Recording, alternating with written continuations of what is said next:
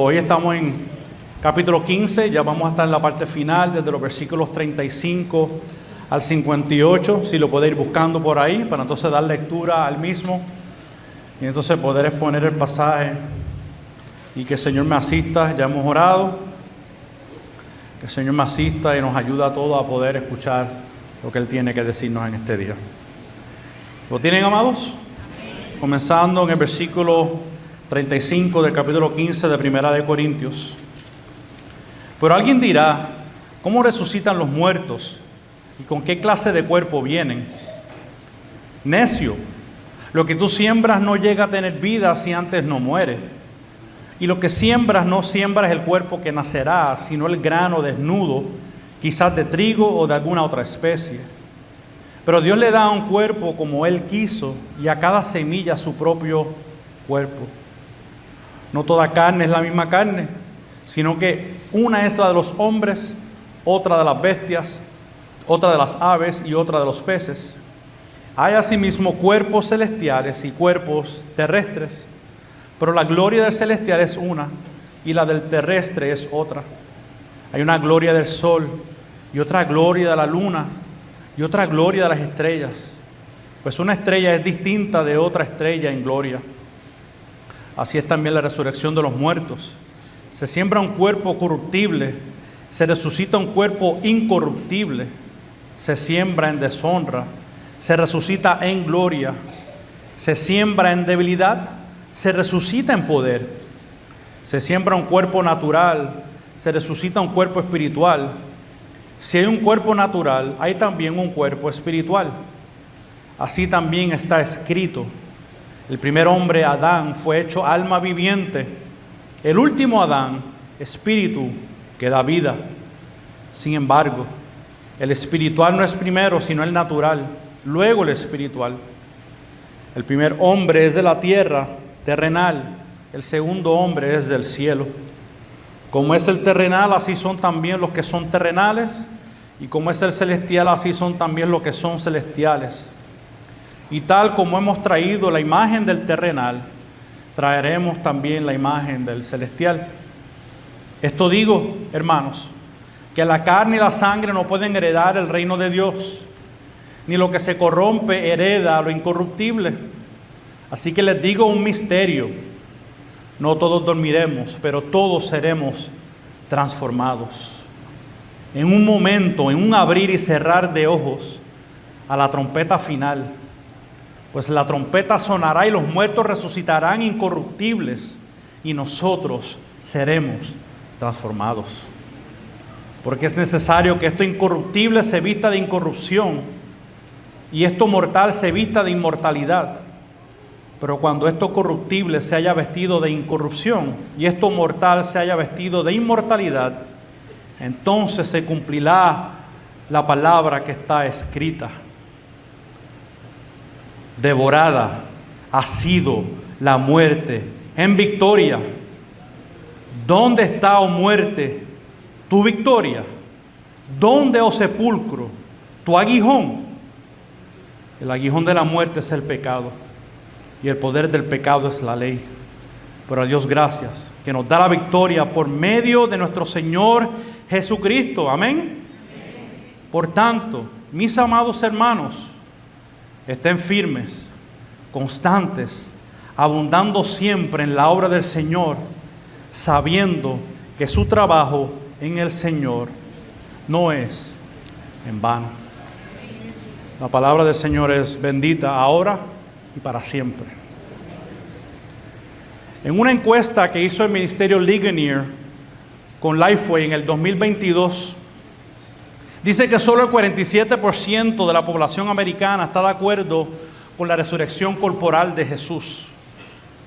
Entre el restante, este 53%, existen aquellos que niegan totalmente la resurrección, y otro porcentaje de ese 53% no lo niegan de totalmente, pero tienen dudas si realmente aconteció este evento histórico.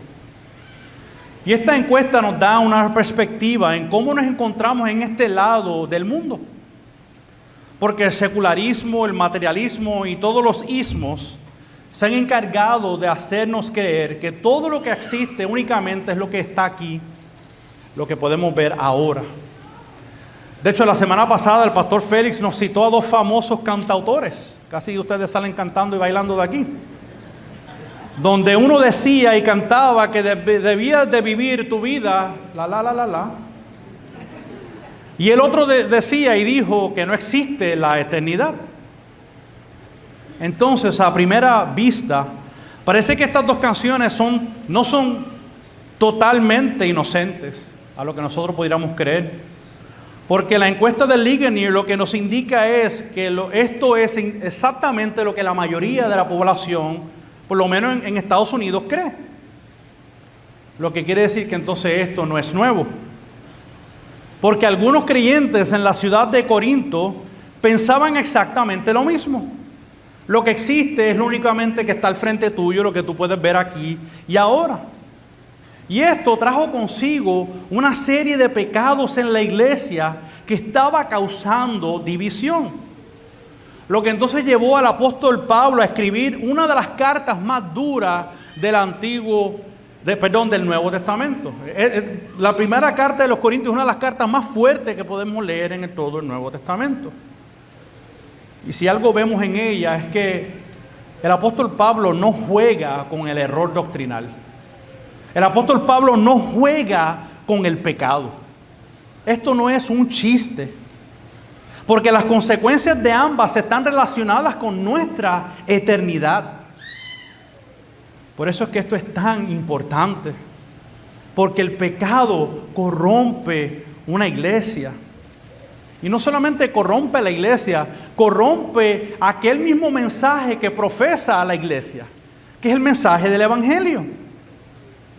Porque podemos ver en el contexto de lo que ocurrió en esta iglesia que algunos de ellos negaban los hechos históricos de la resurrección. Inclusive negaban en que ellos mismos iban a resucitar en este último día. Y se llamaban cristianos. Porque hoy en día es fácil llamarse cristiano, ¿no? Pero muchos no queremos entrar mucho en la dinámica de la doctrina o en la dinámica del pecado. Es muy fácil, como así la cultura tiene las cosas de una manera llana, de una manera que sea fácil. Quizás entramos a la iglesia con ese mismo pensamiento, la queremos fácil. No queremos mucha confrontación. Solamente dame una pincelada de algunas verdades para yo salir bien, sentirme bien y tranquilo. Pero con ese tipo de pensamiento lo que salimos es viviendo de una manera igual a la que entramos. Sin embargo, hoy veremos que la iglesia debe estar firme, sostenida en Cristo, viviendo cada día para la gloria de Dios, entendiendo que lo que vemos aquí ahora no es lo único que existe. Vivimos para una eternidad con Cristo. Vivimos esperando ser resucitados en el último día y para ser transformados a la imagen de nuestro Señor Jesucristo. Por esta razón es que la manera en que vivimos es importante. Una iglesia que no enfatiza el error doctrinal y no enfatiza la vida práctica en piedad, es una iglesia que está susceptible a vivir como vive el mundo. ¿Y sabes qué? Entonces perderemos la relevancia. Porque muchos dicen, no, la iglesia no es relevante. No, la iglesia no es relevante de la manera que tú quieres. La iglesia pierde su relevancia cuando no hablamos del pecado y cuando no hablamos de las verdades de las Escrituras. No importa lo que digan los que están afuera, es lo que diga la palabra de Dios. Y si no hablamos en contra del pecado, si no hablamos de los errores doctrinales, entonces yo temo que la iglesia perdería su propósito. De hecho, mírelo como lo dice el pastor John MacArthur, hablando de estas iglesias que solamente lo que quieren es una iglesia amigable, una iglesia fácil. Él dice: la esencia misma de la filosofía de una iglesia amigable está arraigada en satisfacer lo que la gente quiere en lugar de lo que Dios ordena. Amados, Dios no nos ha convocado aquí en esta mañana, el día del Señor, que de hecho es el día donde celebramos que Él resucitó, simplemente porque nos queremos sentir bien. O porque queremos estar en un club social, o simplemente porque queremos tener amigos. Y tener amigos es bueno y es necesario, pero usted entiende el punto. No es solamente por eso que estamos aquí. Estamos aquí porque Dios nos ha llamado a vivir en santidad. Nos ha llamado a reflejar la vida de nuestro Salvador. Por eso que esta mañana he titulado el mensaje Firmes en la esperanza de la resurrección. Firmes en la esperanza de la resurrección. Y la primera manera he dividido el pasaje en 3 puntos. Y el primero es de los versículos 35 al 41, donde vamos a ver la analogía de la creación y el poder de Dios. Y para comenzar, Pablo comienza esta porción del tema de la resurrección contestando 2 preguntas primarias. Recuérdese que toda la carta básicamente le está contestando pregunta tras pregunta tras pregunta. Aquí vemos 2 preguntas particulares donde dice: ¿cómo resucitarán los muertos y con qué clase de cuerpo vienen? Ahora bien, antes de contestar estas preguntas, Pablo hace una declaración que merita una explicación, merita un poco de trasfondo. Y es que el apóstol llama al que pueda tener esta serie de preguntas en el versículo 36, ¿cómo le dice? Necio. Ahora bien, esto lo que significa es que estas preguntas por parte de estas personas no fueron preguntas hechas de una manera inocente. No fueron preguntas simplemente, dame más información que quiero saber más. Ellos no solamente querían una explicación, sino más bien que lo que se entiende es que ellos estaban realmente cuestionando la credibilidad de la resurrección corporal. Recuerde que ellos habían adoptado esta filosofía grecorromana del cuerpo. Come y bebe, vive en libertinaje, todo es lícito. Recuérdese que era una de las expresiones que ellos decían: todo es lícito. No te preocupes si al final del día nada importa, este cuerpo no importa en el día final. Y cuando Pablo entonces contesta esta palabra necio, lo que hace es revelar el entendimiento que ellos tenían.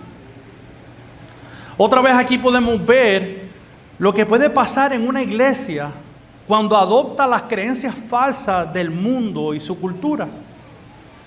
Es fácil que podamos querer acomodar el mensaje para que el mundo esté de acuerdo con lo que tenemos que decir, o para que simplemente podamos acudir a las preferencias personales, a los deseos personales. Pero si ese es nuestro entendimiento, Pablo dice que somos necios. Y qué bueno que lo dice él, que no lo digo yo. Porque abandonamos la palabra y ponemos en duda la veracidad de las Escrituras cuando hacemos eso. De hecho, parece que la iglesia estaba dudando del mismo poder de Dios en la resurrección. Y por eso es que Pablo comienza a usar una serie de analogías, donde vemos donde él utiliza la creación para hablar entonces de la resurrección del cuerpo. Ahora, una analogía significa que es la relación de semejanza entre cosas distintas. ¿Qué relación tiene esto con lo otro? O simplemente es una ilustración, una imagen vívida para que podamos entender lo que él quiere decir a continuación. Y es mediante estas analogías que él comenzará a contestar las 2 preguntas sobre la resurrección de los muertos. Que la primera analogía que él utiliza es aquella de la semilla o de la siembra. Aquí él describe el cuerpo actual que tenemos. Él lo describe como si fuera una semilla donde brotará nueva vida. En otras palabras, esta semilla no va a retollar al menos que sea sembrada, o de otra manera. Para que pueda nacer un cuerpo nuevo, el viejo debe de morir. Y ese cuerpo, o este cuerpo que nosotros tenemos en la actualidad, es la semilla que Dios utilizará otra vez, usando esta comparativa, usando esta analogía. Es la semilla que sembrará en el día de muerte para levantar un nuevo cuerpo. Entonces, él continúa diciendo que así como cada semilla tiene su propio cuerpo, así como él explica el trigo o cualquier otra especie, la semilla de nuestros cuerpos en la muerte es la que va a germinar en un cuerpo resucitado. El cuerpo que nos dice Pablo en el versículo 38, que es el cuerpo que Dios quiso o quiere darnos. Que esto podemos ver que apunta al propósito de Dios en la resurrección. En esto el apóstol argumenta que así como Dios tiene el poder para hacer crecer una planta, hacer crecer aquello en la creación, lo hace florecer, de esa misma manera Dios hará crecer un cuerpo resucitado en gloria de nuestros cuerpos actuales. Imagínense. O sea, no tenemos razón por qué dudar en Dios, porque Él hizo la creación de la nada y florece y retolla. Asimismo, Él utilizará esto, aunque esté roto y quebrantado, para hacer algo totalmente nuevo. Él es suficiente para dar vida. Si es suficiente para dar vida a la creación, Él es más que suficiente para darnos cuerpos resucitados. Sin embargo, en vez de Pablo dejar la analogía y la explicación del cuerpo ahí, él continúa. Pablo entonces ahora pasa a mostrar distinciones sobre los animales, sobre los peces. Después entonces podemos ver que habla de la gloria del sol, de la luna. Todo esto muestra las diferencias que existen entre las criaturas y entre la creación celestial. Todos los animales tienen su propio cuerpo y toda la creación celestial tiene su propia gloria con la cual Dios la diseñó. Cada una es exclusiva, cada una irradia su propia gloria. Pues asimismo, el cuerpo resucitado tendrá su propia carne y tendrá su propia gloria. Dios nos dará el cuerpo que Él quiere, como nos dice el versículo 38. Que iglesia, Dios no nos ha dado ninguna razón para no creer que Él pueda darnos un cuerpo resucitado, porque Él mismo es el creador de todas las cosas. Y como creador Él nos hizo con un propósito específico. Él le asignó gloria a cada parte de su creación. En otras palabras, nosotros no vamos a reencarnar en una vaca ni en un ratón. Y eso quizás pudiera parecernos gracioso, pero en otro lado del mundo eso es lo que creen muchas personas. Creen la reencarnación. Pero en la época en la iglesia en Corinto, así como quizás muchos hoy, como yo apunté a la encuesta al principio, quizás no creen en la resurrección porque parece algo ridículo. Quizás piensan, y si existe un Dios, dudamos grandemente que Él tenga el poder para resucitar el cuerpo, por lo que parece que entonces este concepto de la resurrección no hace sentido, parece ridículo. Pero hermanos, Dios tiene el poder para hacer todas las cosas nuevas. Esta filosofía naturalista, es decir, una creencia que solo cree en lo que ve aquí y ahora, ha limitado a Dios. De hecho, ha redefinido el carácter santo de Dios. Entonces, en lugar de tener una teología de arriba, es decir, una teología divina que proviene de la palabra, que provenga de Dios, hemos construido nuestras propias teologías de abajo. O sea, una teología meramente humana, del hombre. ¿Puede entonces ver por qué Pablo le dice necio? Si creemos en una teología de nosotros mismos, en nuestras propias especulaciones, en nuestros propios entendimientos, lo que dice la cultura o lo que dice el mundo, hemos caído en esa misma categoría que estos que estaban haciendo estas preguntas. Otra vez, no eran preguntas inocentes, era cuestionando la credibilidad de la resurrección. Que hermanos, si ponemos cualquier otra creencia primero que las Escrituras, primero lo que Dios nos ha hecho, realmente hemos abandonado la fe. Que el Señor nos ayude a estar arraigados cada día a su palabra. Veamos entonces los versículos del 42 al 49. Aquí vamos a ver las distinciones del cuerpo y el contraste entre Adán, entre el primer Adán y el último Adán. Entonces, después de Pablo haber hecho esta analogía entre la creación y el cuerpo resucitado, ahora nos muestra una serie de distinciones entre un cuerpo terrenal y un cuerpo celestial. Aquí se entiende que Pablo está queriendo mostrar una continuidad de la misma persona, es decir, vamos a ser nosotros, vamos a ser la misma persona, pero hay una cierta descontinuidad en el cuerpo que tenemos actual con el que tendremos en la resurrección. O sea, para decirlo en palabras más sencillas, recibiremos un upgrade. Va a ser un upgrade, va a ser algo totalmente nuevo. No dejaremos de ser nosotros, pero va a ser un cuerpo nuevo.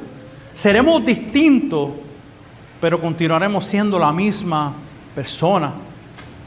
Por esta razón él comienza diciendo que se siembra un cuerpo corruptible y se resucita un cuerpo incorruptible. Entonces, amados, nuestros cuerpos están sujetos a enfermedad y a muerte. Por otro lado, un cuerpo incorruptible está conectado con la vida eterna. Fue lo que se prometió en el jardín, pero el pecado corrompió nuestro estado eterno. Eso es lo que hace la desobediencia a Dios. Segundo, podemos ver que Pablo dice que el cuerpo se siembra en deshonra y se resucita en gloria. Con esto entendemos que Pablo se refiere a la capacidad del cuerpo. El cuerpo fue deshonrado cuando el pecado afectó nuestra naturaleza humana. Tercero, el cuerpo será sembrado en debilidad, pero resucitará en poder. Ahora bien, ¿no es cierto que como humanos debemos de reconocer nuestras limitaciones?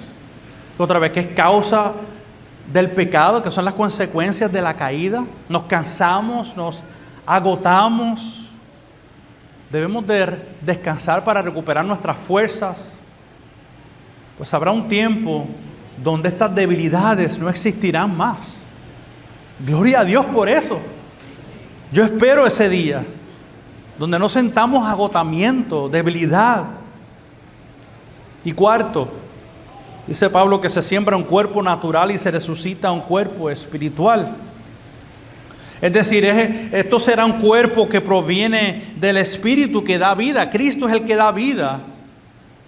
Con esto se refiere a un cuerpo de una naturaleza distinta al que tenemos ahora. Sin embargo, otra vez, Pablo no deja su argumento ahí. Él continúa ahora haciendo un contraste entre el primer Adán y entre el último Adán. Queriendo decir que Pablo no solo quiere describir las distinciones del cuerpo corrompido al cuerpo incorruptible que recibiremos, sino que también quiere mostrarle a la iglesia en los Corintios y por ende a nosotros lo que significa estar en Adán y lo que significa estar en Cristo. Veámoslo. En el versículo 45 comienza diciendo que el primer Adán fue hecho alma viviente. Esto nos apunta al Génesis, cuando Dios sopló su aliento de vida al hombre. Y luego nos dice que el segundo Adán es aquel que da el Espíritu que imparte vida. Fue ese mismo Dios que dio vida en el Génesis, el que dará vida a nuestros cuerpos resucitados. Esa es la característica exclusiva del segundo y último Adán. Uno recibe la vida, pero el otro da la vida. ¿Ve el contraste que le está haciendo? En esto podemos ver la superioridad del último Adán. Y para aquel que tenga duda, el último Adán es Cristo. Además continúa diciendo que el primer hombre es de la tierra, pero el segundo hombre es del cielo. Y después continúa en el versículo 48. Como es el terrenal, así son también los que son terrenales. Y como es el celestial, así son también los celestiales. Versículo 49. Y tal como hemos traído la imagen del terrenal, traeremos la imagen del celestial. ¿Qué es lo que está pasando aquí en estos versículos? Mire cómo lo dice un comentarista. Él dice, la analogía de Adán y Cristo demuestra que la resurrección de los cuerpos de los creyentes es algo cierto. El cuerpo natural conecta con Adán, la cabeza del pacto de todos los seres humanos. Y el cuerpo espiritual sobrenatural conecta a Cristo, la cabeza del pacto, con la nueva creación.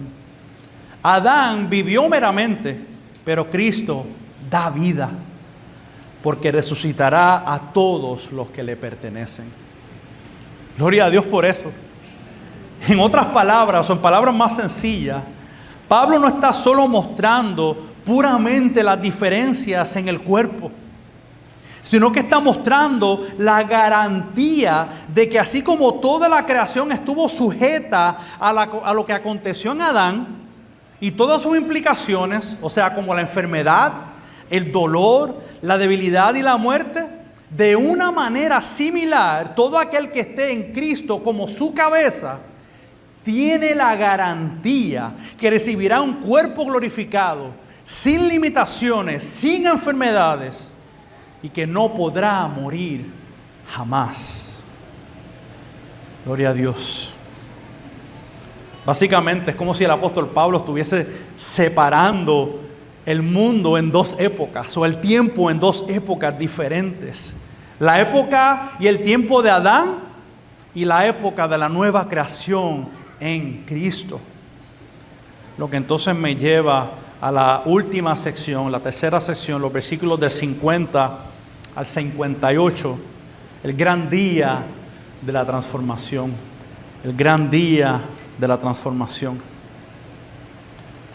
Sin embargo, antes de entrar en este gran día, donde todo será hecho nuevo, Pablo quiere dejar claro que el cuerpo presente que tenemos, que las limitaciones de un cuerpo corruptible no pueden heredar el reino de Dios.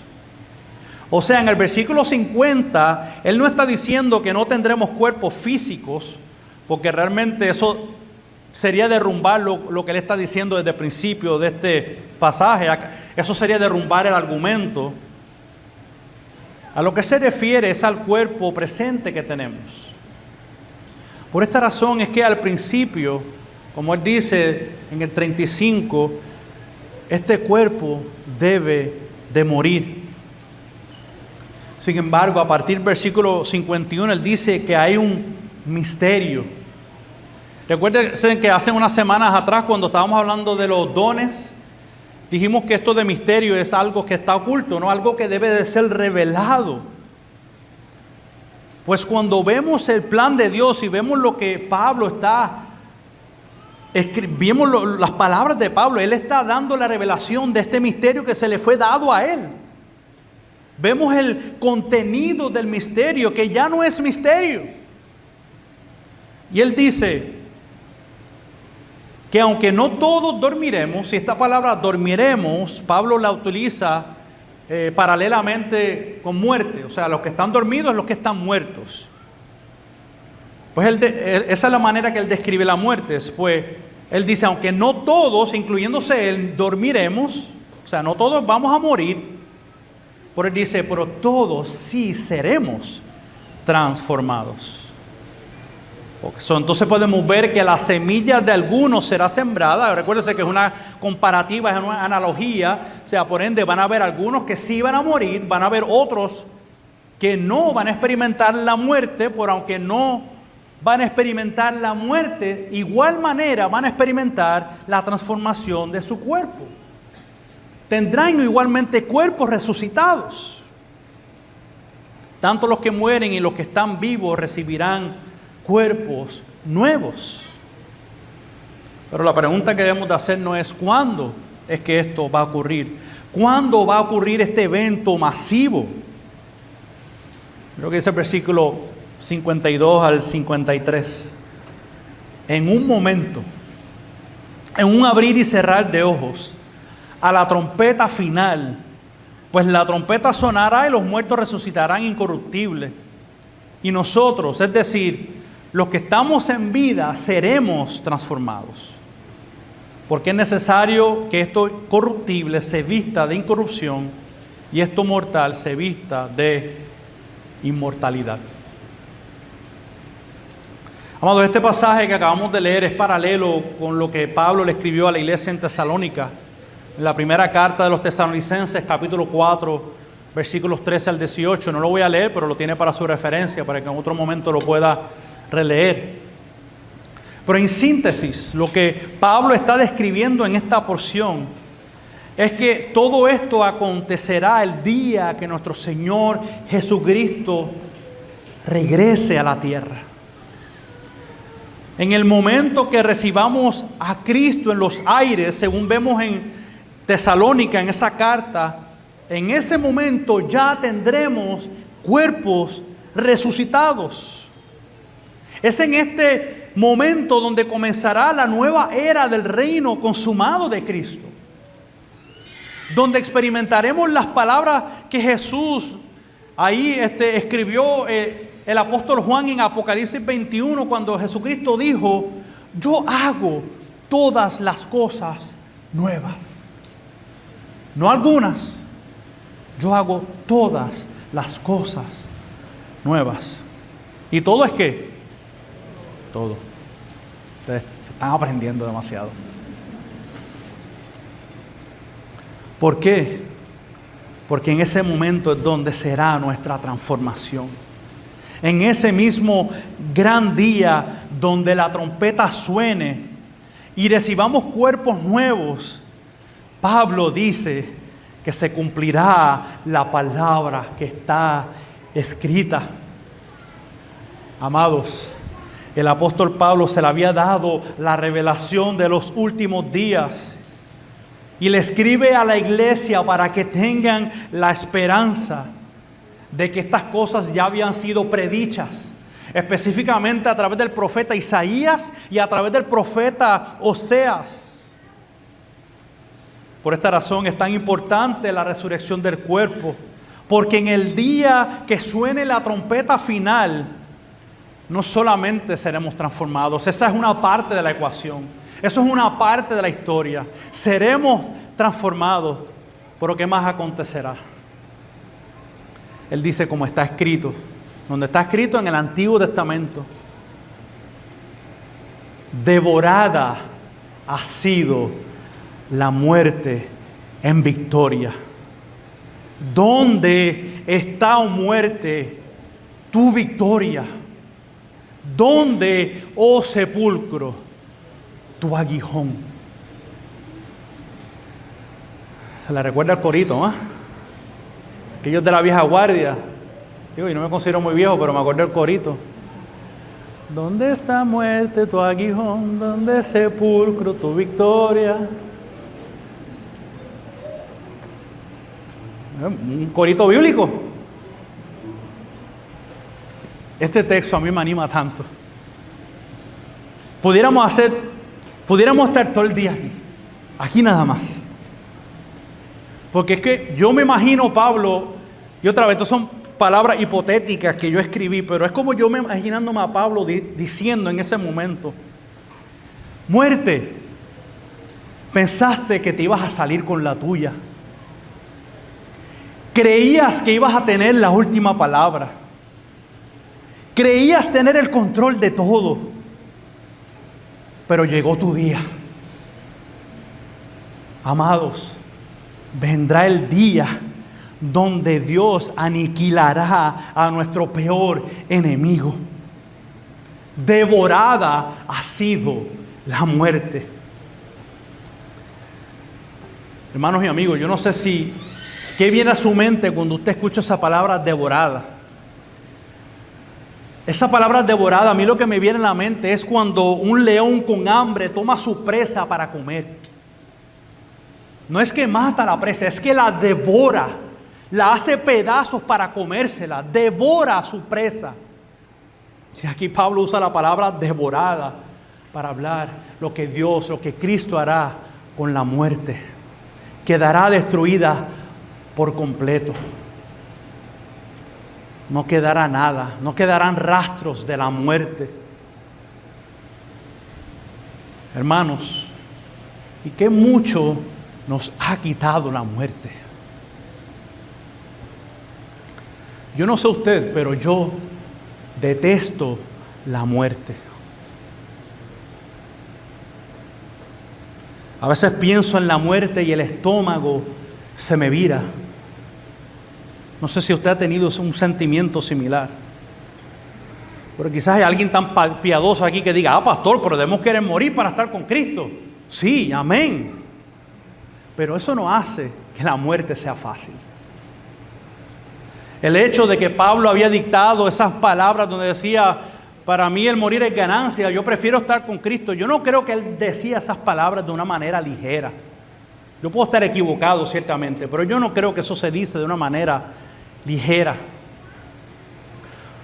Porque el hecho de que Pablo prefería estar con Cristo no significa que la muerte sería fácil. La única diferencia es que nosotros como cristianos no sufrimos como los que no tienen esperanza en Cristo.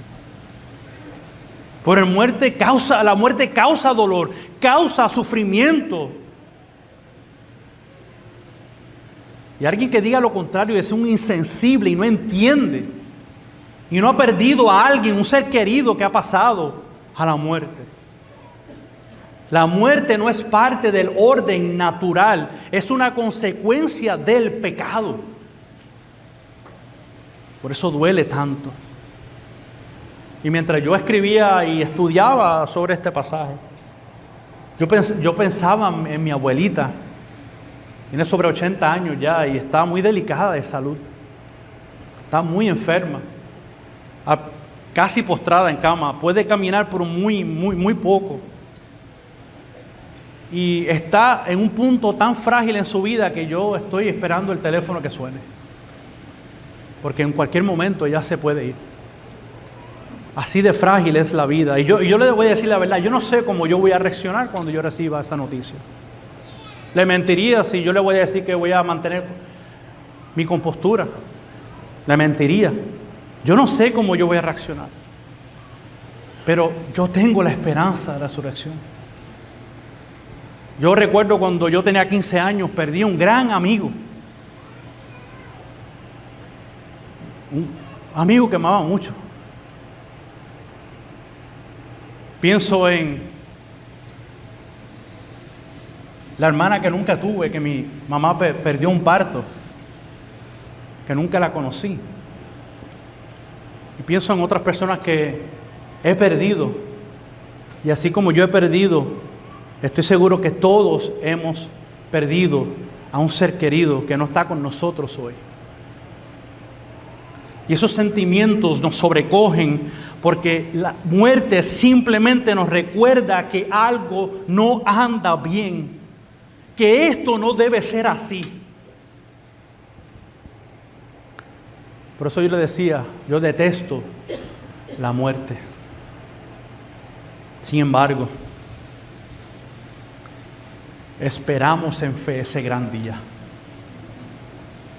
Por eso es que la doctrina de la resurrección es no importante, es que es la doctrina cardinal del Evangelio, de suma importancia.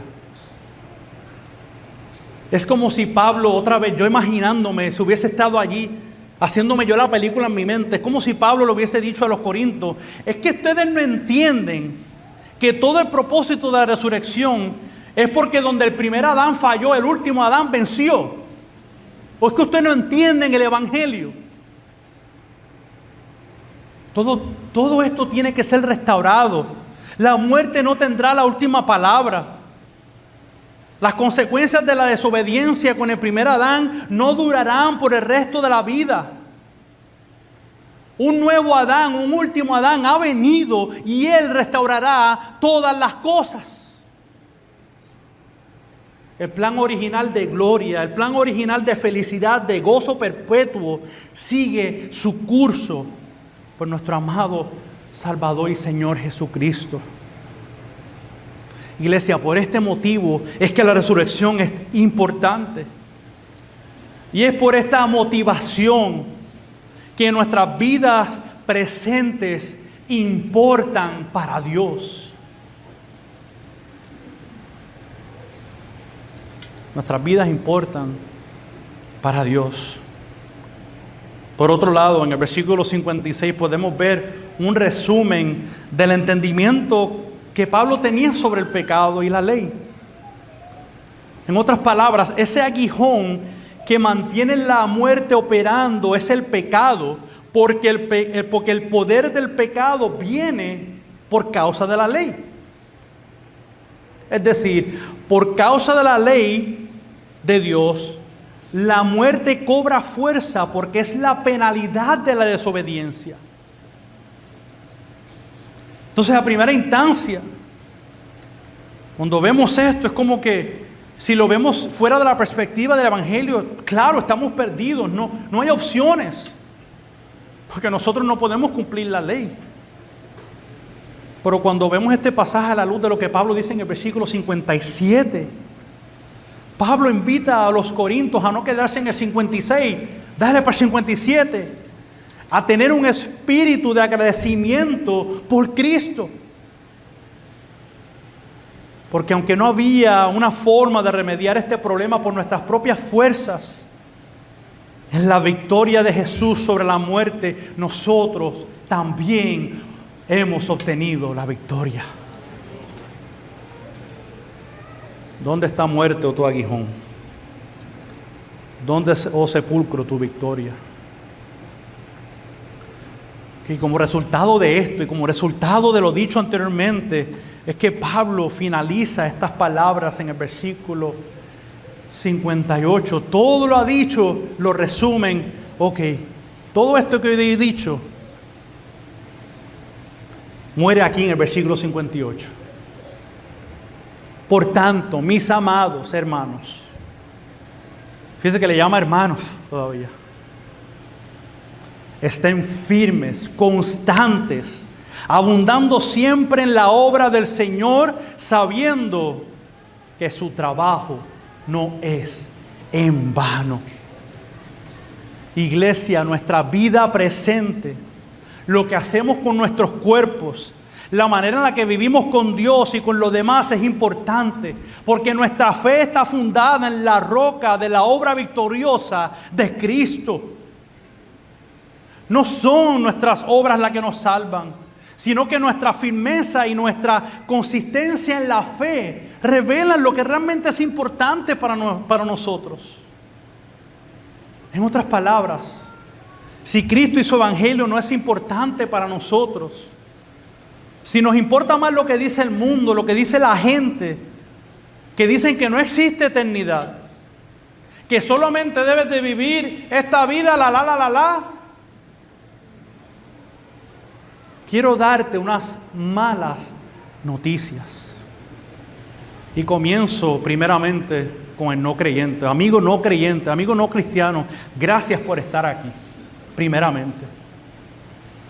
Pero si has caído en la trampa de poner tu esperanza en lo terrenal, de poner tu esperanza en esta creencia que dice que no existe la resurrección, de poner tu esperanza en alimentar tus deseos pecaminosos porque tus sentimientos son los que dictan la verdad, si has caído preso a este entendimiento, quiero decirte que corres peligro.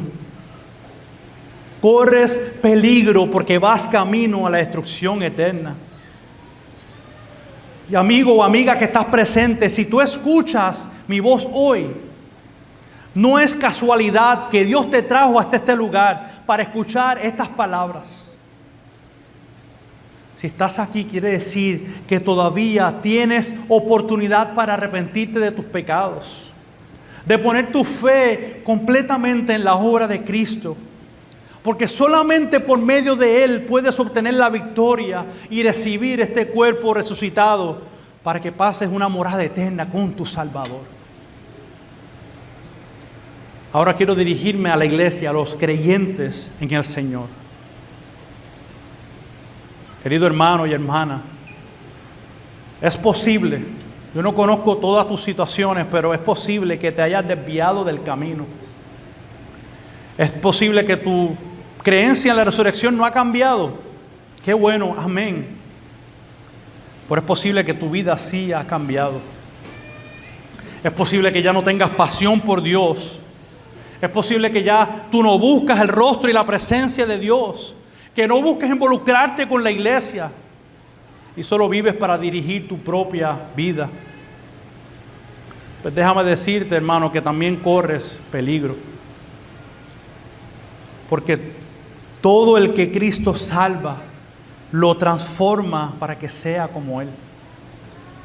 La transformación final que recibiremos en nuestros cuerpos es ese paso final de la transformación que ha recibido nuestro alma en el nuevo nacimiento.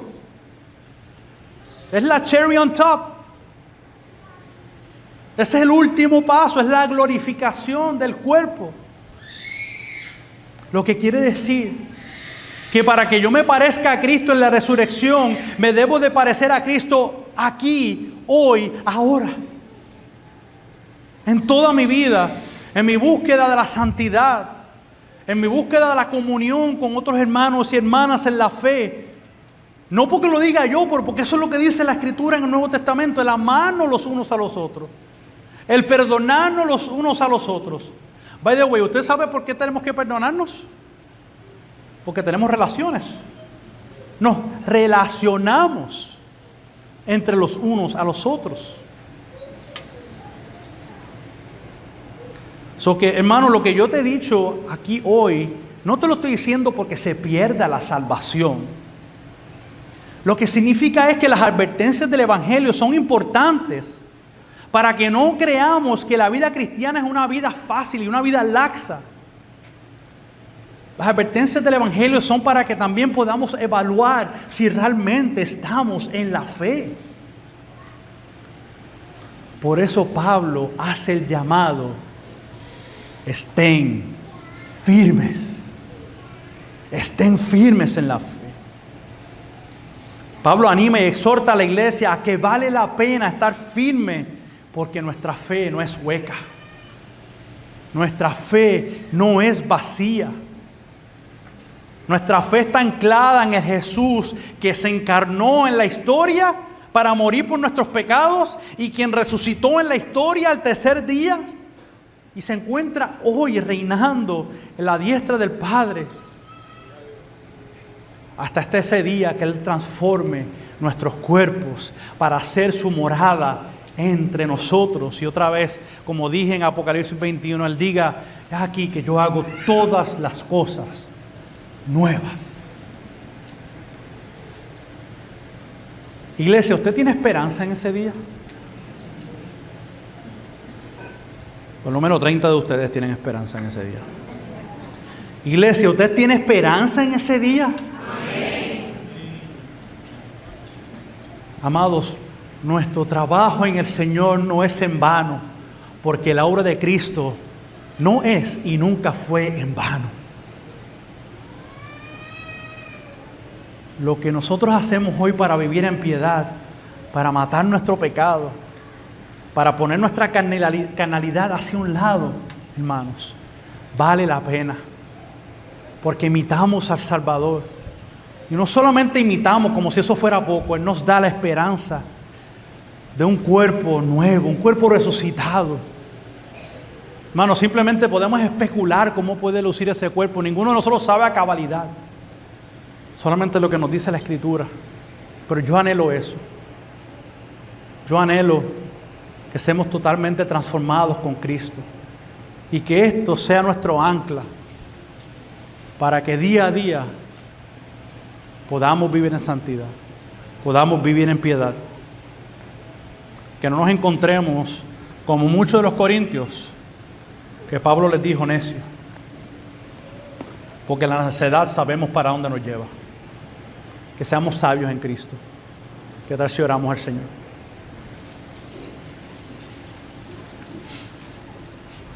Gracias, Señor, por tu palabra bendita.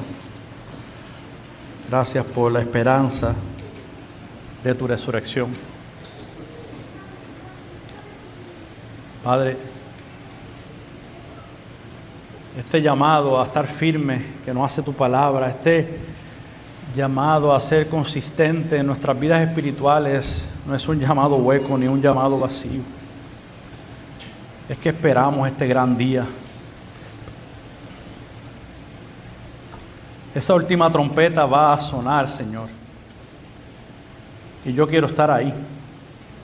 Yo quiero estar listo. Yo quiero estar preparado. Yo no quiero verte en tu rostro y decir, wow, tú hiciste lo que debías de hacer mientras estuviste en vida. Señor, perdónanos. Perdónanos si no te hemos, Señor, tomado con la importancia que deberíamos de tomarte, Señor. Perdona, Señor, si no hemos puesto nuestro pecado a muerte de la manera que se supone que pongamos nuestra muerte, Señor, perdón, a nuestro pecado a muerte. Perdónanos, Señor, si es que nos hemos adaptado tanto a este mundo que hemos perdido el asombro de tu resurrección. Perdónanos, Señor, si es que amamos más las cosas de esta vida que lo que te amamos a ti. Perdónanos. Y pedimos tu socorro. Y pedimos tu auxilio. Porque lo que hacemos, Señor, no lo queremos hacer para el hombre. Lo queremos hacer porque es para ti. Y por la esperanza que tú nos brindas en tu palabra. Ayúdanos cada día a vivir para tu gloria y para tu honra, Señor. Que esta palabra, Señor, nos pueda animar y nos pueda exhortar. Y nos pueda, Señor, a la misma vez traer a memoria a aquellos que hemos perdido en ti. Que aunque dolemos y sufrimos, no desesperanzamos como aquellos que no te tienen. Y anhelamos el gran día donde seremos reunidos nuevamente contigo y segundo con aquellos que hemos perdido, que han muerto en ti. Porque esta vida no es como se supone que sea. Pero Señor, tampoco tenemos el destino que se supone que sea, que es la muerte y el castigo. Tú nos has restaurado. Y si hay alguien aquí hoy, Señor, que no ha experimentado esta restauración en ti, que no ha experimentado esta salvación que aguardamos, Señor, esta salvación que debemos de atesorar cada día, que tú ilumines los ojos del entendimiento y tú saques a esta persona de este estado pecaminoso y puedas mostrarle la necesidad que tiene de ti. Tuya es la gloria, tuya es la honra, Señor. Amén y amén.